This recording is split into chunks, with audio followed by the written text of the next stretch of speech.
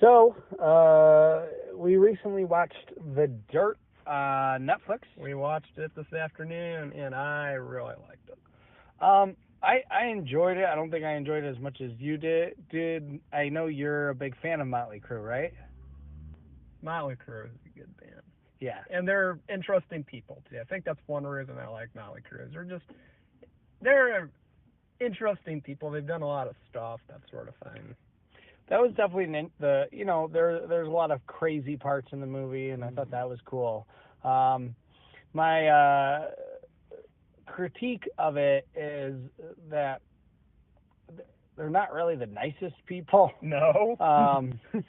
But Motley Crue was never Motley Crue because they were nice. They were just Motley. That's why they call themselves Motley Crue. Right. It's a real story, but as a movie, they're not that likable.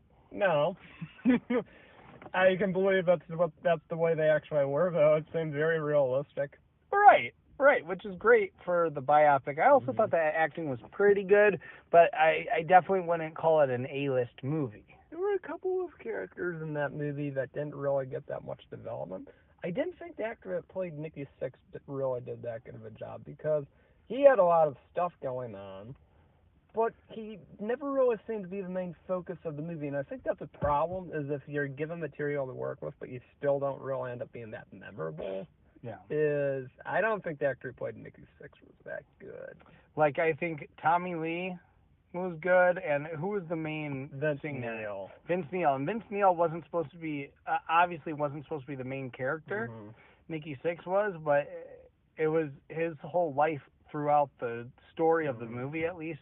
To me, it was more interesting. You should not be forgettable if you're given a good amount of stuff to work with. Right.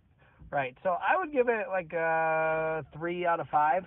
I'd give it more like, I enjoyed it a lot, but right now we're looking at a very gray sky, and that sort of affects my mood. So I'm going to give it a 4 out of 5. But when I was in the mall and it was a lot more sunshiny looking and happy, I was thinking of giving it a 4.5 out of 5. So. But you'd still give it a 4 out of 5 right now. That's still pretty good. Yeah. But I still would recommend watching it on Netflix if you want to watch a random movie. It's a good new movie. It's a good, entertaining movie. It is very R-rated. Lots of nudity. But it's really entertaining to watch whether or not you know of Motley Crue. I knew of Motley Crue, but not as much as my friend TJ over here did, and I still enjoyed the movie a lot.